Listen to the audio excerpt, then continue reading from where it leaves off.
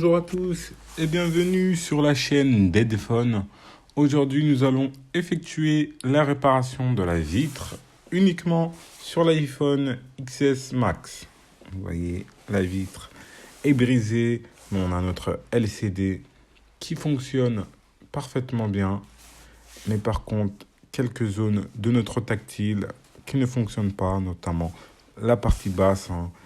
Alors, pour conserver votre LCD d'origine, n'hésitez pas à nous contacter. On sait que les écrans d'origine coûtent extrêmement cher sur le marché. Alors, dans cette vidéo, nous allons vous montrer pas à pas comment est effectuée la réparation de la vitre uniquement sur les iPhones, à partir de l'iPhone X jusqu'au dernier iPhone.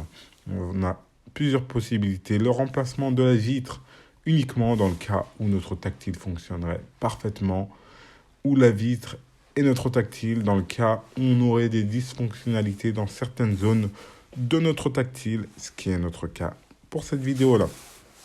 Donc voilà, tout en conservant notre LCD AMOLED d'origine. Voilà, c'est des LCD OLED de chez iPhone.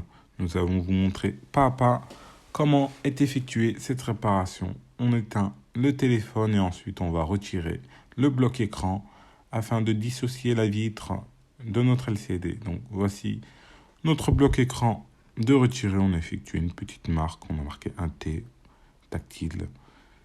Notre LCD, voici à quoi ressemble notre LCD équipé du frame et de l'écran et de la vitre. Tout est assemblé au tactile. On va dans un premier temps retirer le frame tout autour de notre écran. Alors on le place sur cette petite plaque chauffante. On active l'aspiration. On va ensuite couper notre frame et retirer notre frame délicatement. Alors c'est assez chaud, on monte en température à 100 degrés en général. On retire notre frame délicatement. Vous voyez, la partie basse, on fait attention car on a la nappe de notre écran. Voilà, on a retiré notre frame. On va ensuite désolidariser le LCD de la vitre et du tactile. On a la nappe du tactile que l'on déconnecte. Voilà, on la décolle délicatement et on va passer en dessous le tout. Donc, on a décalé notre petite nappe. On réactive ensuite l'aspiration. Et là, on va passer notre fil entre le LCD et notre vitre. Donc, on passe le tout délicatement, sans forcer. Vous voyez, on dissocie les deux parties, le LCD du tactile. Alors, sur le marché, il y a plusieurs types d'écrans, malheureusement. Ça va du compatible, vous verrez tous les prix à l'original. Alors pour vraiment avoir un écran d'origine, Apple ne vend pas ces écrans. Malheureusement, il y a plusieurs solutions, soit retirer l'écran d'un téléphone fonctionnel, soit effectuer le reconditionnement, comme dans ce cas-là. Donc voilà, la vitre est dissociée du LCD. On va effectuer un petit test pour s'assurer que notre LCD fonctionne bien, qu'il n'y ait pas eu d'erreur lors de la séparation de la vitre et du tactile. On va brancher le tout, vous voyez, il n'y a plus de tactile, on l'a retiré. On va donc effectuer notre petit test. On va vous montrer l'ancienne vitre, vous voyez l'ancienne vitre directement équipée du tactile que l'on a coupé directement. Voilà, l'ancienne vitre. On vous montre ensuite la nouvelle vitre, à quoi elle ressemble, vous voyez, nickel, nouveau tactile avec tous les joints équipés que l'on va assembler. Mais avant ça, on effectue notre petit test directement sur le téléphone. Voilà, on branche le tout. Ensuite, on rallume le téléphone et on s'assure qu'on n'ait aucun pixel d'endommagé lors du retrait de la vitre. Voilà, notre téléphone s'allume bien, tout est nickel. Toute la surface est nickel, aucun pixel de défectueux. Voilà, tout est bon. On va pouvoir effectuer un nettoyage. On va donc retirer notre écran et effectuer notre petit nettoyage. On va utiliser notre petit gabarit conçu pour le LCD iPhone XS Max. Et ensuite, on gomme toute la colle. Voilà, on la gomme délicatement. On effectue ça sur toute la zone. Voilà, une fois toute la gomme, une fois toute la colle de retirer, on effectue un petit nettoyage à l'aide de notre petite lingette. On nettoie le LCD, tout le LCD, on s'assure qu'il soit bien nickel, très bien nettoyé. Voilà, le LCD est nickel, tout est propre. On va effectuer un dernier petit test afin de s'assurer que lors du nettoyage de l'écran, on n'est pas endommagé notre écran. On le reteste, voilà, on le branche, ensuite la batterie, et on rallume le téléphone. Là, on voit nettement mieux, voilà, on laisse le téléphone se rallumer, voilà, tout est nickel, hein. Notre LCD d'origine, hein. Vous voyez à quoi il ressemble, vraiment très fin, ça fait vraiment 4 feuilles réunies, hein, assez flexible, hein. Vous voyez, lors des chocs, il absorbe quand même mieux les chocs que l'écran compatible. Sur le marché, vous aurez plusieurs types d'écrans. Vous aurez du hard OLED, du soft OLED ou du TFT. Mais le meilleur reste celui-ci, celui d'origine. Ouais, on va donc réassembler le tout. Pour ça, on va passer en salle blanche afin de coller le tout ensemble. Donc, direction notre salle blanche, on retire le LCD et direct, on est sous notre salle blanche, voilà, équipé de filtres avec un gros ventilo qui va nous lancer un flux laminaire directement sur la partie LCD afin d'avoir aucune poussière. On utilise notre petite lingette. Voilà. On va effectuer un petit nettoyage sur notre LCD, s'assurer que l'on n'ait aucune poussière. Voilà, on nettoie le tout délicatement. Notre LCD, on s'assure qu'il soit nickel, qu'il n'y ait aucun défaut, aucune poussière avant l'assemblage. On le calibre bien au niveau du moule. Voilà, on rabat les nappes, on calibre le tout, on effectue un dernier petit nettoyage. Voilà, c'est nickel. Et ensuite, on calibre notre vitre. Alors, on a une plaque de feuilles de colle que l'on retire. On retire le film protecteur. On se calibre bien ensuite au niveau de notre moule. Et on place le tout sous la presse. Alors, on place le moule à l'intérieur de notre machine. On ferme le tout. Et ensuite, on lance le procédé. Alors là, on a un procédé qui se crée. Un sous-vide qui va se créer afin de retirer toute l'air. Et ensuite, une fois que toute l'air est retirée, on a notre petite presse qui va assembler le tout, effectuer un laminage, un bon petit collage entre la vitre et le LCD. Le tout séparé par la petite fine pellicule de colle que l'on appelle OCA.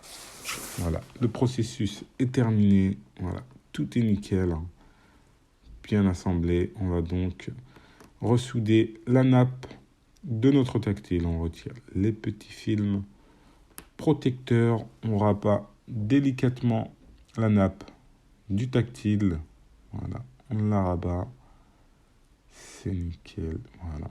Et ensuite, on ressoude les petits points de connexion directement. Voilà, le tout a été ressoudé. On retire notre dernier film et on rabat notre petite nappe. On va ensuite effectuer un petit test, s'assurer que le tout soit fonctionnel, que le tactile soit nickel, qu'on n'ait aucune zone de défectueuse. Donc on allume le téléphone. Le téléphone s'allume, l'écran s'allume, c'est bon signe. Voilà, tout est nickel. Alors on a le message de Face ID qui se met en erreur, c'est normal car notre Face ID n'est pas branché, mais on a le tactile qui fonctionne très bien. Vous voyez, toutes les zones sont fonctionnelles, c'est nickel. le tout fonctionne. Le Force Touch. On est donc prêt. On va réteindre le téléphone ensuite et réinstaller notre frame tout autour du LCD avant la fermeture. On va utiliser ensuite le moule que voici afin de plaquer notre LCD et notre châssis ensemble. Permettre le collage. On retire notre écran délicatement. Voilà. On va ensuite appliquer de la colle tout autour de notre châssis. On place le châssis dans son gabarit. On l'aligne bien comme il faut. C'est nickel. On applique ensuite de la colle spéciale tout autour du châssis. Alors vous trouverez plusieurs types de personnes qui reconditionnent, mais souvent c'est de la mauvaise colle. Le châssis, la colle du châssis, elle se décolle. Souvent même sur les écrans d'origine, on a souvent ce cas-là où le châssis il se décolle. Mais là c'est vraiment de la colle de qualité mélangée à l'aide d'un durcisseur. On retire la petite nappe. Voilà, tout est nickel. On va replacer le LCD directement sur le châssis. On s'aligne bien comme il faut. Voilà. Et ensuite, on réapplique le couvercle afin de maintenir en légère pression la vitre sur le châssis. Donc voilà, on vérifie qu'on soit bien aligné. Ensuite, on applique notre couvercle. Ça applique une légère pression. On laisse le tout pendant une petite heure. Voilà, le tout tourné. Une fois que le tout est bien sec, on retire notre écran. Donc voici notre écran terminé. Vous voyez, châssis qui tient parfaitement bien sur les bords. C'est nickel. Hein. Et ensuite, la nappe de bien souder. On va donc effectuer un dernier petit test avant l'assemblage de tout ce qui est grille, anti-poussière et module du haut-parleur. On rallume l'écran. Il se rallume, c'est nickel. On reteste notre tactile, voilà. Tout est top, hein. C'est nickel. Le tactile fonctionne bien. On va réinstaller notre joint et notre Face ID sur tout le contour. Voilà, on a tout rassemblé, le même écran. Tout a été réassemblé, monté. On retire les films protecteurs tout autour du téléphone. On les retire. Voilà. Alors, le joint, on le met vraiment par précaution, mais votre téléphone, il ne va pas dans l'eau. Hein. Il est vraiment pas waterproof. C'est dans la pub d'iPhone, vous verrez jamais que iPhone met son téléphone dans l'eau. Il résiste uniquement à l'eau, tout simplement. À la pluie, les gouttelettes de pluie, oui, mais à l'immersion dans l'eau, non. On réallume ensuite le téléphone et on effectue notre dernier petit test. Donc voilà, le téléphone s'allume sans aucun message d'erreur. Face ID est nickel, hein, on n'a aucun message d'erreur de Face ID. On va donc effectuer le test de notre tactile, s'assurer que le tout soit fonctionnel. Donc voilà, l'appareil photo arrière et l'appareil photo avant fonctionnent très bien. Notre Force Touch, voilà, notre Force Touch est nickel. Toutes les zones de notre tactile, on les essaye. Tout est bon. Donc si jamais vous avez la vitre de votre iPhone qui est brisée à partir de l'iPhone X, c'est possible, c'est désormais possible d'effectuer le remplacement de la vitre uniquement. Ça vous coûtera 2 fois moins cher et vous conserverez un écran d'origine certifié. Aucun problème lors des mises à jour. Hein. Souvent, c'est lors des mises à jour qu'on se retrouve avec plein de problèmes. Souvent, les écrans compatibles, ils ne sont pas encore stables à leur sortie. Donc, n'hésitez pas à nous contacter. Comptez en général 1 heure, 1 à 2 heures, ou si jamais vous nous envoyez votre téléphone, comptez 24-48 heures pour la réparation. Merci à vous et à la prochaine pour de nouvelles vidéos sur la chaîne Deadphone. N'hésitez pas à vous abonner et à lâcher un petit like.